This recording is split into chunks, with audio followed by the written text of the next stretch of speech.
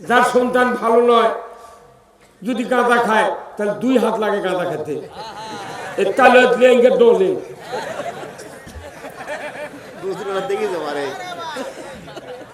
তাহলে গাঁজা খাতে কয় হাত, বিড়ি খাতে কয় হাত, 1 হাত দিয়ে হবে না। হ্যাঁ, ম্যাচও তো গ্যাস লাইটও 2 হাত লাগে, ওই মুখত বিড়ি দিয়ে ইয়ে করে ধরে।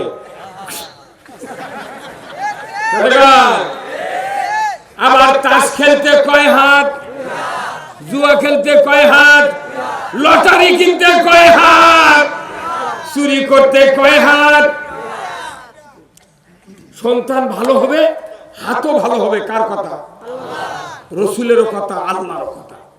তাহলে আপনার মেইন টার্গেট হবে আমি আগে সন্তান ভালো বানাবো।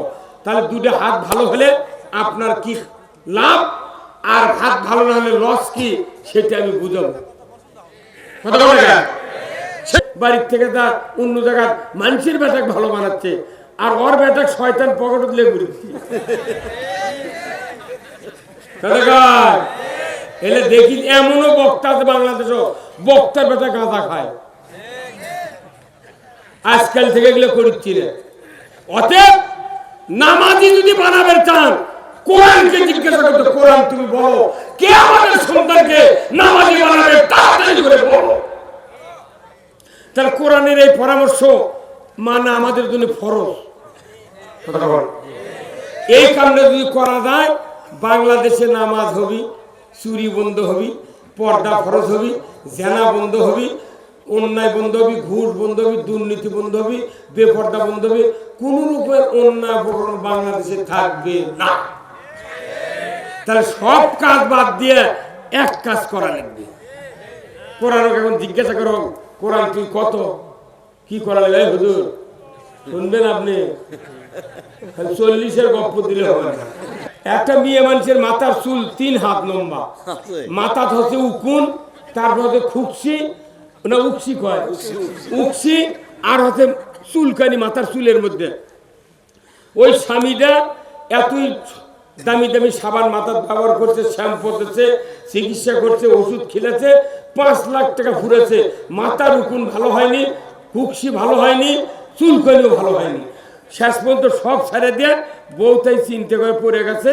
এর মধ্যে একটা অশিক্ষিত জামাই ছিল, ওই ওই যার বইয়ের অসুখ, ই হচ্ছে ফুবা শ্বশুর, ওই মূর্খ মানছে। ওই খবর পা ফুবু শরীর দেখতে পাচ্ছে, বলছে ফুবা, ফুবুর বলে অসুখ কি করতে পার, কোষে সাবান 900 টাকা দেবার সাবান ডাক্তার দিয়েছে, তা আমি খুকসি তারা বের করিনি। মূর্খ মানুষ যখন এসে করতে, ফুবা আমি একটা ওষুধ দেবো, ফুবা মাত্র 5 টাকা লাগবে।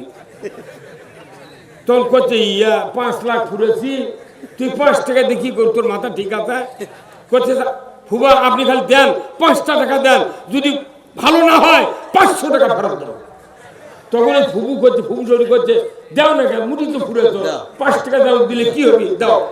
দেশে ওই দায়া পুনুট বাজারের থেকে 5 টাকা দিয়ে বেলেট কিনে নিচ্ছে, কিনেছে বেলেট, বেলেট দিয়েছে। ফুবা শরীর কথা, ফুবা আমার এই ফুবু শরীর মাথা আনে পানি দিয়ে ভিজে, মোটটা চুল 10 মিনিটের মধ্যে কামে ফেল দেন। তো যখন কামাছে উকুন হারাছে, তারপরে উকসি হারাছে, তারপর চুলকানি যাইছিল, মোট শেষ।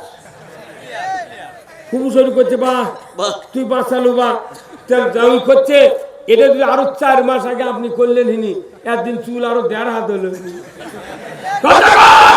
1/2 কেজি জিলেবি খাবি। এগুলো ইমান দিয়ে জান্নাত। এই যে হাত তুললেন আমার সামনে, এটা আল্লাহ দেখেছেন। এই 2 হাতের কারবার আগামী দিনে করতে হবে। এই 2 হাত ঠিক, পৃথিবী ঠিক। এই 2 হাত খারাপ, পৃথিবী খারাপ। কে বলেছেন? আল্লাহ। আল্লাহ কোরআনে বলছেন, জাহারাল ফাসাদু ফিল বাররি ওয়াল বাহর বিমা কাসাবাত আইদিন নাস। জলস্থলে যা কিছু ঘটে বান্দা,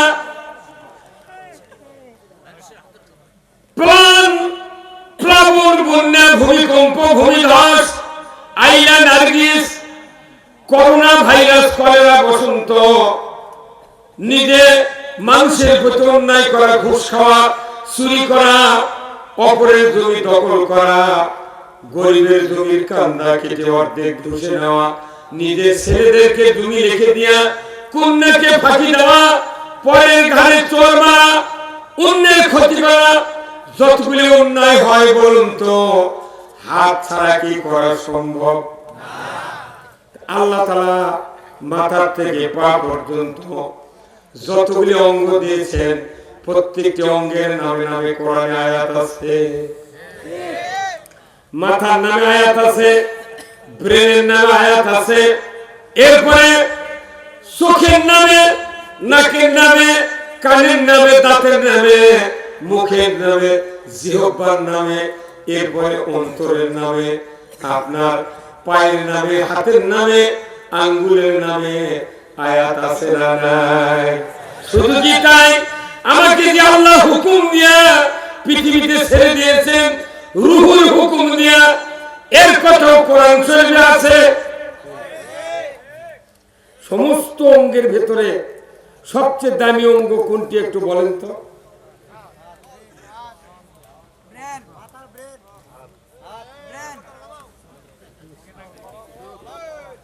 ভাই আমার, কারো যদি কান ঠসা হয়, যার কান ঠসা হয় তাই বলতে ঠালা, স্ত্রীর কোনো ক্ষতি হয় না, কথা ঠিক কিনা?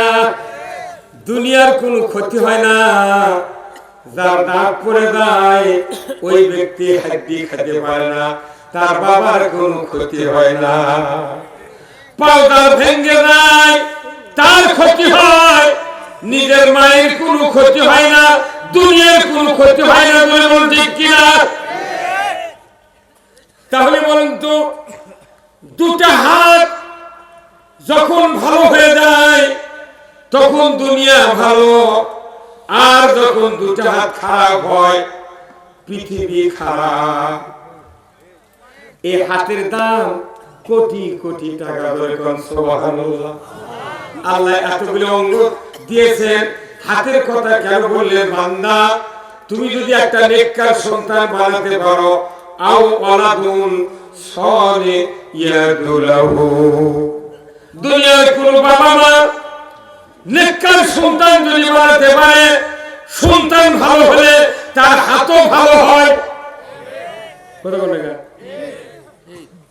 যার সন্তান ভালো নয়, যদি গাঁজা খায় তাহলে 2 হাত লাগে গাঁজা খেতে, ডোলে।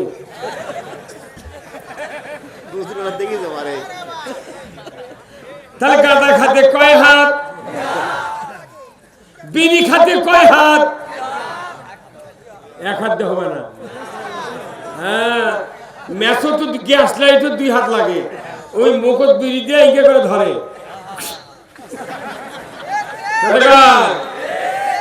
আবার তাস খেলতে কয় হাত, জুয়া খেলতে কয় হাত, লটারি কিনতে কয় হাত, চুরি করতে কয় হাত?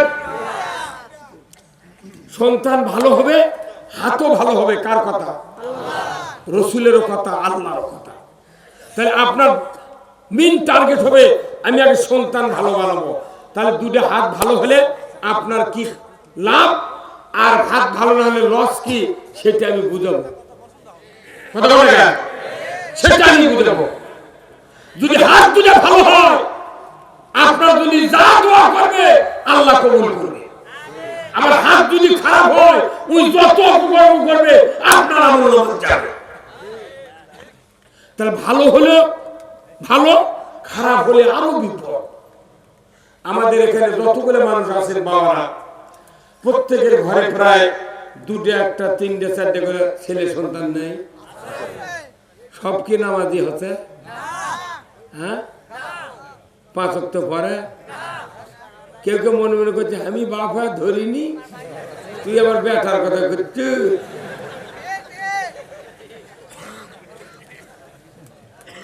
ভাই আমার,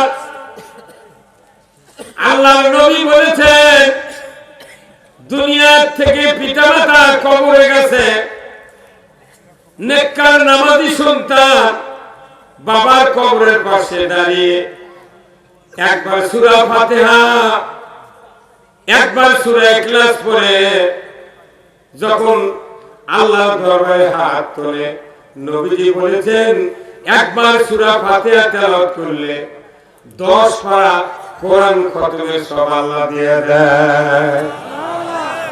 একবার সূরা ইখলাস পড়লে যদি 10 পারা কোরআন খতমের সওয়াব পাওয়া যায়, দুইবার পড়লে কয় পারা?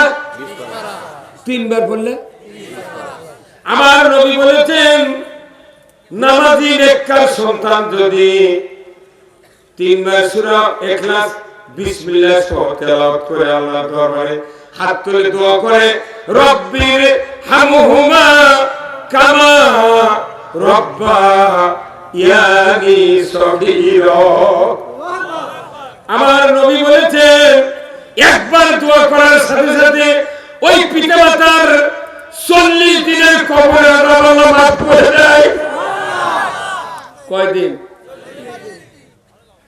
সন্তান নামাজি হলে দোয়া করলে 40 দিনের কবরের আযাব মাফ। 39 দিন পর আবার যদি দোয়া করা, আপনার লাভ হলো না লস হলো?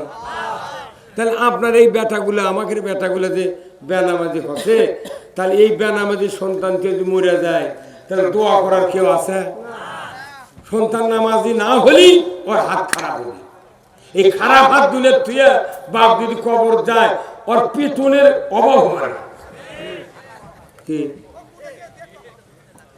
কবিতে তুই আর আলু লাগে তুই আসবো, আর না হুন্ডা পালসার কিনে দেবো? কে তোর বেটা একটা নামাজ পড়েছে না, সারাদিনে 40টা গুনাহ করছে, 2 বেটা, তোর আমল নামাজ 5টা, তোর বইয়ের আমল নামাজ 5টা, আর ওর কে 2 ভাইয়ের 5 5 10, এই 20টা। তাহলে মনে করবেন না যে সন্তানক নামাজি বানানো না, খালি দিদারছে লিজি পান খায়া পাঞ্জাবি যুব্বা গাদে ঘুরিচ্ছে আর করছে বা আমার শরীর কি সংসারে বা এতই কাম করে।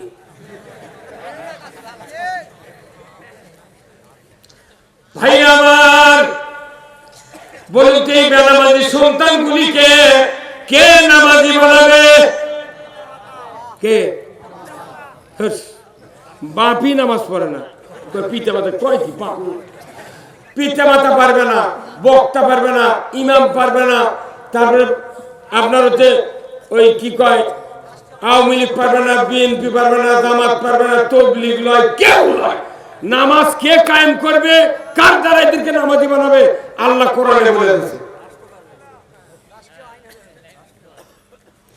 কোন দল পারবে না। মেলা মুয়াজ্জিন আছে, বাপি যদি পারে মুয়াজ্জিনের আযান শুনে ওই গ্রামের 40 জনের জুম্মাত যায়, কিন্তু ফলকালে দেখা যায় মুয়াজ্জিনের বেটারে জুম্মাত যায় না। কি 10 বছর ইমামতি করছে, ইমামের বেটারে নামাজ পড়ে না। কি তাহলে কেউ বাপ তো পারলো না। আবার মাদ্রাসার হুজুর যারা চাকরি করছে, বাড়ির থেকে তা অন্য জায়গায় মানুষের বেটাক ভালো বানাচ্ছে, আর ওর বেটাক শয়তান পকেট দিলে ঘুরছে। এলে দেখি এমনও বক্তা আছে বাংলাদেশও, বক্তার বেটা গাঁজা খায়। আজকাল থেকে এগুলো করছি না।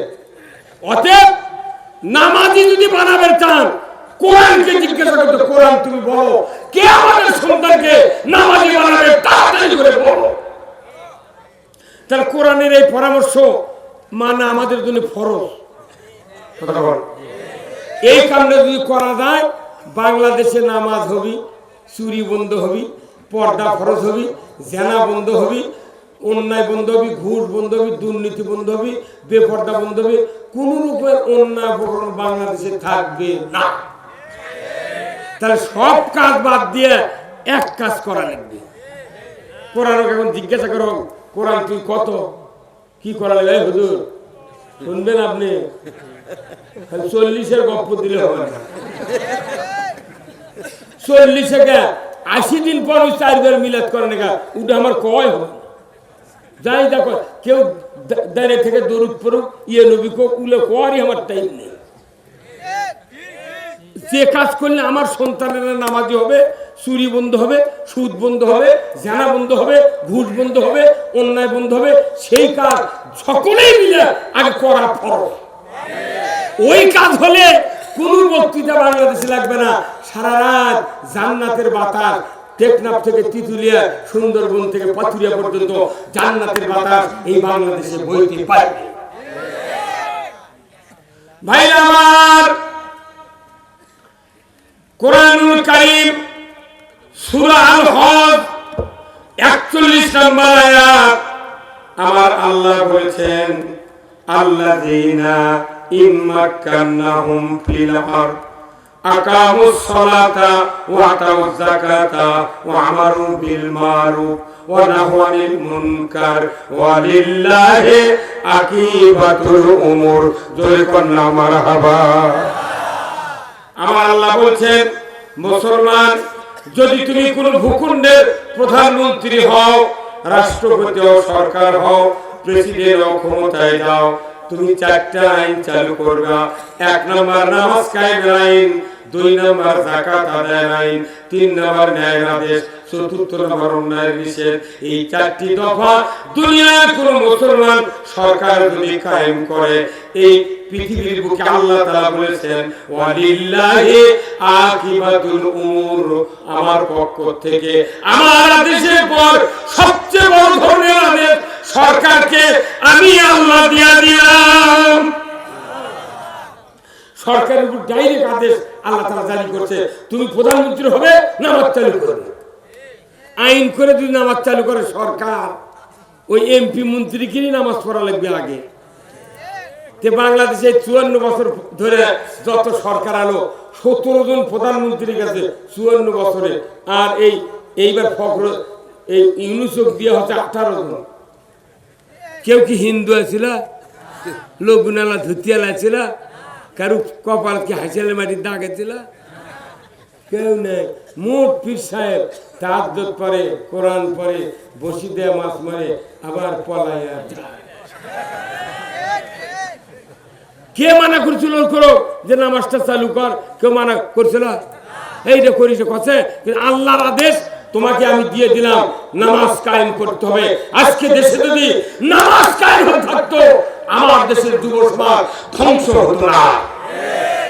যুব সমাজ ধ্বংসের দ্বার প্রান্তে চলে গেছে। আল্লাহ তাআলা এমন সময় একটা সুযোগ দিয়েছেন বাংলাদেশের মানুষকে, সকল সমস্যার সমাধান মহাগ্রন্থ সে আল কোরআন বলছে, তোমরা মুসলমানকে কোরআনের শাসক বানাও। এই কাজ করলে কোনো বক্তৃতা করা লাগবে না, এত সভা সমিতি করে মামলায় রাত জাগার কোনো দরকার নেই। আমরা টেলিভিশনে বক্তৃতা দেব 2 ঘন্টা, টিভির পর্দার চেয়ারে ঢালান দিয়ে বউ চললে শুনবেন, রাত জাগার প্রয়োজন নাই। এতগুলা লোক যদি 10টা বক্তার বিরুদ্ধে মামলা করে কিয়ামতের মাঠে, আল্লাহ বিচার আমাকে কোনটি দিবে দাও? এরা যে রাত জাগাছে, ফজরের নামাজ কাজা করাছে, এর করে বিচার চাই। একটা বক্তা পার হওয়ার ব্যাপার না। এমনি তো আনসারি করছে, ওদিন কে আসলো কক্সবাজার, সেদিন কে আসলো টেকনাফ, তারপর দিন আসল ওই বান্দরবন। কি পাওয়ার! কিন্তু টেকনাফ থেকে ঘুরিচ্ছে হাজার হাজার বক্তা, সব বক্তা ধরে না। কি আহা, এতগুলো ইমানদার রে, খালি ভোট দিলে ইসলাম কায়েম হয় যায়। এর জন্য আজ 60 বছরের বক্তৃতা দিচ্ছি, করছে খাড়াই হবি, করছে এত তাড়াতাড়ি হবে না, তে কতদিন হবে তুই ডেট লিখে দে। আপনাকে স্ত্রী নাই ভাই আছে না? একটা মেয়ে মানুষের মাথার চুল 3 হাত লম্বা, মাথা হচ্ছে উকুন, তারপর হচ্ছে খুকসি, না উকসি কয়, উকসি, আর হচ্ছে চুলকানি মাথার চুলের মধ্যে। ওই স্বামীটা এতই দামি দামি সাবান মাথার ব্যবহার করছে, শ্যাম্পু করছে, চিকিৎসা করছে, ওষুধ খেলেছে, 5 লাখ টাকা ফুরেছে, মাথার উকুন ভালো হয়নি, খুকসি ভালো হয়নি, চুলকানিও ভালো হয়নি। শেষ পর্যন্ত সব ছেড়ে দিয়ে বউ তাই চিনতে করে পড়ে গেছে। এর মধ্যে একটা অশিক্ষিত জামাই ছিল, ওই যার বইয়ের অসুখ, ই হচ্ছে ফুবা শ্বশুর, ওই মূর্খ মানছে। উনি খবর পায়, ফুবু শরীর দেখতে পাচ্ছে, বলছে ফুবা, ফুবুর বলে অসুখ কি করতে পার কোষ না, সাবান 900 টাকা দেবেন, সাবান ডাক্তার দেশে, তা আমি খুকসি তারা বের করিনি।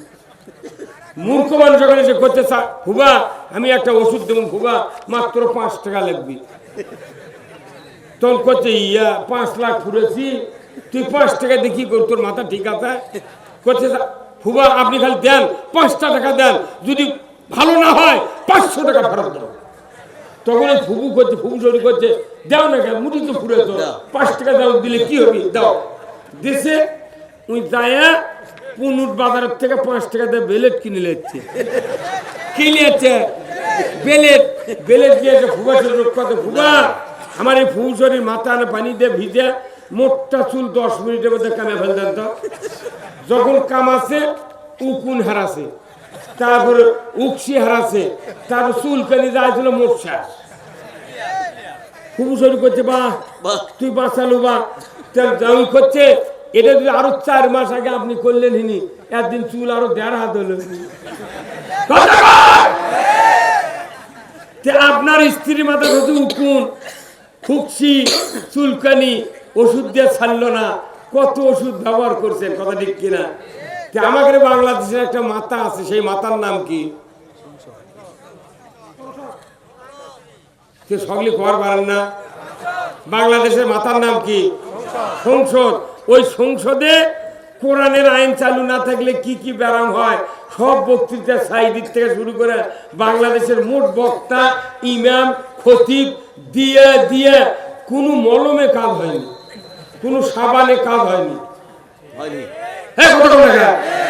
তাহলে এই মাথা কামালে যদি উকুন চলে যায়, খুকসি চলে যায়, তারপর চুলকানি ভালো হয়ে যায়, তাহলে বাংলাদেশের ওই মাথার থেকে ওটাও কামাল লাগবি, ওটা এইবার কামাল লাগবি, একবার 2 হাত দিয়ে কামিয়ে নেবে ফেলে দেওয়া লাগবে। কারা কারা ওই মাথা কামাবে 2 হাত তুলে আমাকে দেখা। নারায়ে তাকবীর, নারায়ে তাকবীর, আল কোরআনের আলো, আল কোরআনের আলো, লিল্লাহে তাকবীর। এই খেলে বক্তৃতা যদি বাড়িতে যায় অসুবিধা আছে? ওষুধ এটাই, এগুলো হচ্ছে অ্যান্টিবায়োটিক। অ্যান্টিবায়োটিক ওষুধ ছাড়া জটিল রোগ ভালো হতে পারে না।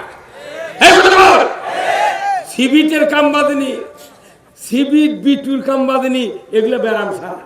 কি ওই যে মরদ কোল্ড স্টোরের চাকরি করে, আমরা আজকে 30 বছর আগে আলু লাগাছি, ওই আলু বাসা গাছের থুচি ওটি খারাপ হয়ে উঠছে, আলু শুকিয়ে ঘুষড়ি লাগিছে, ওই ট্যাঁকালা লাগাচ্ছি মাটির ভরে ট্যাঁক ভেঙে গেছে। 8 দিন পর ছিঁচিছি, পানি খায়া শুষে উই যখন পেপো হাতে নতুন ট্যাঁক বাড়াছে, গাছ উঠতে উঠতে 1.5 মাস। কিন্তু এখন কি তাই? ওই কোল্ড স্টোর দিয়ে আলু থতে আর্দ্রতা দিয়ে ওর জীবনী শক্তি তাজা রেখেছে, কোনো লুসা লাগেনি, শুকে যায়নি, যার কারণে স্টিক আলু 9টা চোখ, 7টা চোখ, 6টা চোখ। কে বুদ্ধি দিল যে আলুর জীবনী শক্তি এত তাজা, এক কাটে অপারেশন করে চোখ লাগালে আলুর গাছ হবে? চোখ লাগে কাটে কাটে লাগিয়ে গোস্ত বেশিছে হোটেল। ঠিক নয় কি? তাহলে আপনার কি জীবনে চিন্তা করছিলেন এই চোখ কাটা লাগালে এই আলু হবে? শুকানো আলু লাগাচ্ছি, 15 দিন পর পানি সেচার 15 দিন পর আলু ভিজে তাজা হয়ে গেছে। আর এখন কি তাই? লাগানোর সাথে সাথে সেচা দিতে দেরি, আঙ্গুলে লাগানো মোটা হয়, মেরদি গাছ বাড়ায়, পাতা হচ্ছে মনে হয় কফির পাতা। কারণ কি? ওর জীবনী শক্তি তরুতাজা আছে। আপনারা মনে করবেন না যে ইমান আনিছি আর লোক করে আমাকে আল্লাহ জান্নাত দিবি, তা নয়। ওই আলুর মতো কোল্ড স্টোরেজ আলু তুলে যেরকম জীবনী শক্তি বেঁচে থাকে, ওই রকম আপনাকে সব সময় আল্লাহ কোরআনের কথা, কোরআনের আওয়াজ আপনার অন্তরে লালন করতে হবে, যাতে আপনার জীবনী শক্তি কোনো দুর্বলতা না আসে। এত বক্তৃতা কেন? আমাদের এই জীবনী শক্তি কেন নষ্ট হয়ে যাচ্ছে? বছরে একবার সভা, এই 11 মাস 29 দিন আমাকে আর সভা নেই, এই কয়দিনে কি সুখে শেষ কথা কয় আমাকে দোষ। প্রতিদিন কোরআনের কথা পড়তে হবে, জানতে হবে, বুঝতে হবে, কথা ঠিক কিনা? এই জন্য আল্লাহ প্রসেস করে দিয়েছে 7 দিনের অন্তর জুম্মাত যাও তুমি কোরআনের কথা শোনো, বছর অন্তর সবার যাও কোরআনের কথা শোনো, মেরাজের মিলাদ হবি ওটিদা শোনো, তুমি বরাতের মিলাদ হবি শোনো, ইফতার মাহফিল হবি শোনো, ইতিকাফ হবি শোনো। এইভাবে পুরো বছর পুরো জীবন আপনাকে কোরআনের জ্ঞান ওই কোরিস্টরের মতো আপনার অন্তরে ধারণ করবে। আপনার ইমানের জীবনী শক্তি